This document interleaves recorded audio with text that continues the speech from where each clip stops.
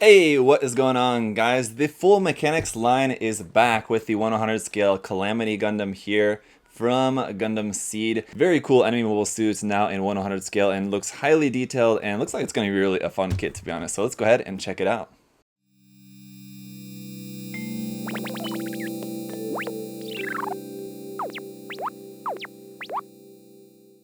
Now, before we get into the unboxing and review, just something that I just want to talk a little bit about briefly to clarify for anyone who's maybe unaware.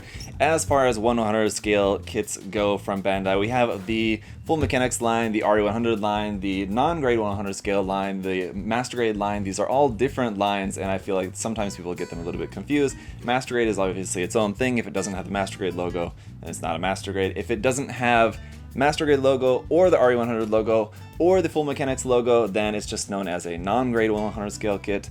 The RE100 line seems to be, although Bandai's never actually confirmed this as far as I know, it seems to be only for UC air mobile suits, whereas the Full Mechanics line is what they use, which is basically the same as RE100, except that it's used for non-UC suits. So we saw it with the IBO line, and now we're seeing it with the Seed line as well too. Where basically the point of the Full Mechanics line and the RE lines is just that they are supposed to look like Master Grades without having so much going on underneath the hood. So they look really great as far as the details and everything of them.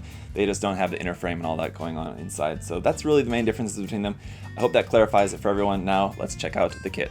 So right off the bat here with this, you've got some amazing box art there on the front, which again looks very similar to the RE100 line of box art, or Master Grade. Of course, they all kind of look very similar, I suppose. You notice it is in this smaller size box, at least on the front. It is a quite large box in terms of how deep it is, but it's not the longer, kind of more square, big size box that Bandai has been favoring for a lot of the bigger kits lately. But this is the common size that was used for a lot of the RE100 kits too. It's just as a side note. On the end of the box, you got kind of the same thing there, and it doesn't look like they're doing any sort of number system for these, where a lot of times it'll be a series of them, they'll put a number of them, whether it be the first or second one in the series, just says Gundam Seed 100 scale, 15 plus there.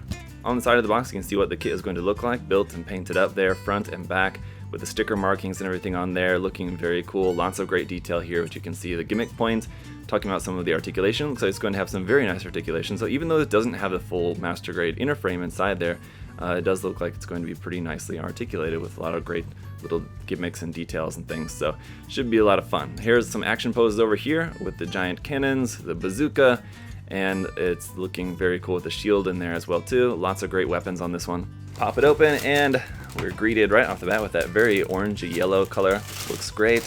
That teal, kind of bluish teal color, not quite a big fan of that color necessarily.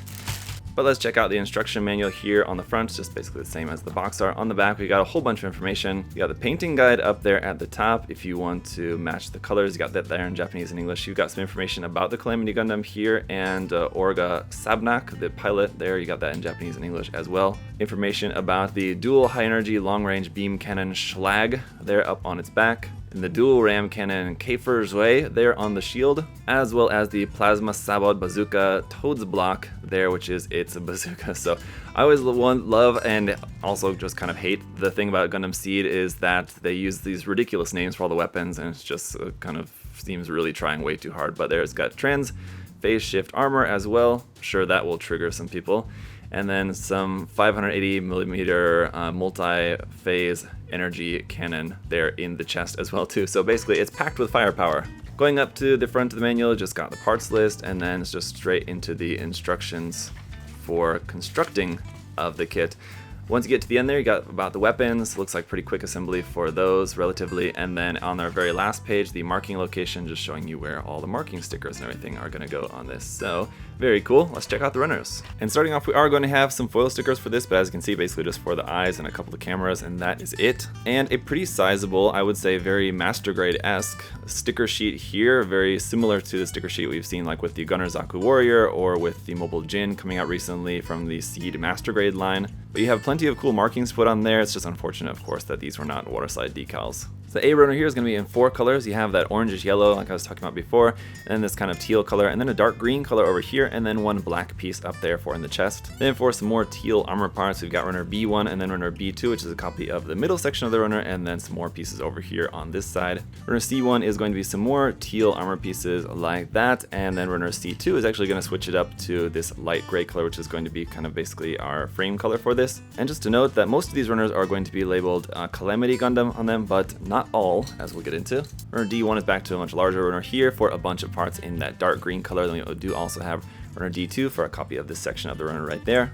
Now runner E1 and also runner E2, which is a copy of this part of the runner right here, is very interesting for a couple of reasons. Number one, the inner frame, as you can see for this kit, or what is going to be the inner frame or joints or whatever, is in a very light gray color, which is quite unique. Also, the runner marking for this is 1/100 scale GAT frames. This is a frame runner that is going to be used, or most likely going to be reused, for more seed 1/100 scale kits. Now, I believe we did get somewhat of a teaser that possibly a Sword of Calamity is going to be coming. I think it's probably safe to assume that that's probably going to be coming out, and probably as a Bandai kit, but you can tell by this runner how segmented it is, where you have these breaks in the runner here, and then down here and here, where you can see where different sections of this is going to be used for different kits later on in the line. And then for some more parts here in light gray, we've got runner F1 and then also runner F2 for, it looks like, mostly kind of cannon parts and things like that. Runner G1 and G2 are kind of interesting in how these were molded, but obviously separated for color. G1 is in black, G2 is in a dark red color. And then bringing it back to that teal color here for runner H1 and also runner H2. And finally, last but not least, runner I is going to be our one plain clear piece there for the eyes. Alright guys, so I'll say I have a very good feeling about this one. I think it's going to be a very nice and solid kit, so looking forward to getting it put together. Let me go ahead and do that, and we'll see how it looks.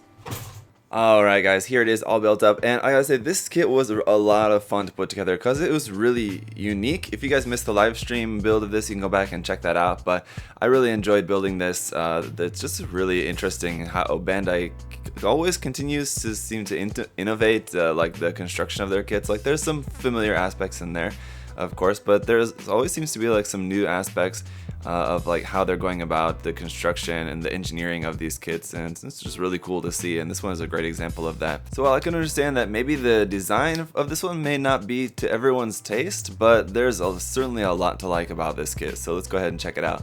So as you guys will see with this, obviously it has a ton of detail and the articulation is quite nice. It does feel a little bit weak in some places. You could, like, handling the kit, you can definitely tell it doesn't feel like a master grade. It doesn't have that sense of stability.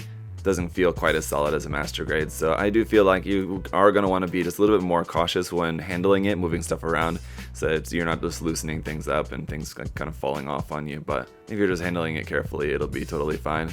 And also make sure that when you're putting stuff together that you're pushing the parts together all the way, because like for example, like a couple of places like along the way of building this, I thought that feels kind of weak, and then I just realized the problem was just I didn't have it like pushed together all the way.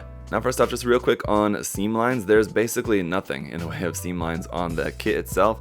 There's a little bit on the bazooka, which we'll take a look at the accessories here in just a second, but even up here like on the backpack, this is one solid piece at the end. This is two halves, but you have a panel line going down the middle, and the same thing here for the back half of the cannons. They're on the back as well too. And yes, just based off of the construction of this kit, you can definitely tell that it's set up for variants. Like we will most likely be getting a Sword of Calamity at some point, and you can tell like where some parts go together on this, that you can tell it's set up. I mean, aside from the runners, which you saw earlier, it is pretty obvious. So before we get into talking about some of the articulation, let's just real quick take a look at the accessories, because there's really not all that many of them. So here's the bazooka. You have the little foil sticker there on that camera bit. It's almost entirely all in one color, except for those lighter gray parts, which are nice to have those kind of light gray accents on there, but very simple and quite long. This forward handle does move, so you can have that up over the shoulder without any issue. So that's really quite nice. I like the design of this bazooka quite a bit. So while this middle section is one solid piece, on the front section here you will have a little bit of a seam line on the top and bottom of that bit right there, and then a little bit on this kind of back part here. A little bit there as well. Then we've got the shield, which also looks fantastic. You just got some really nice color separation here with the yellow, the light green, the dark green, and the other yellow bits, the light gray for these cannons, which obviously can move up and down like that too. There's a like ball joint, kind of similar like with HG front skirts, where the ball joint in there, it seems like you can clip that apart and move these individually if you want. I'm just keeping them together for the time being, just because it's probably easier to get them lined up if you have them together.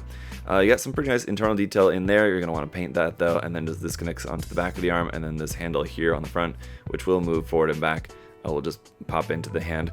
As for the hand options, that is probably one of the weakest points of this kit, is that you get these holding hands, and then for the right side you get an optional trigger finger, swappable fingers here for holding the bazooka, and that's it. So that really just kind of sucks to have type of hands where it's swappable fingers, but you don't really have anything to swap with for the most part. So really wish this would have come with some swappable fingers to make just regular closed fists. That would have certainly been preferable. But the last accessory we have here is just going to be the action base adapter, which you can use. Just plug this onto your action base. And then we have all the stickers, of course, of which I used a couple of them. You can see like a couple here and there that I did use just so you guys can see how they look. For the most part, obviously on like a darker color plastic like this, they're not going to look that great, but they don't look bad either. I don't know. Our other foil stickers here are just for the eyes, the head camera on the front there, and then there's a teeny tiny head camera on the back as well too, which is going to be kind of hard to see because of this big backpack, but there's a little one there on the back of the head. We do have a double ball joint for the neck, so the head will go pretty far all the way up to there and then down to there, so you can move that around kind of all over the place. Head and neck articulation is quite nice. In the stomach section, you do have a little bit of ab crunch there, forward and back, but the backpack is so heavy that it's probably not going to be able to hold that super well. It's probably going to get loose over time.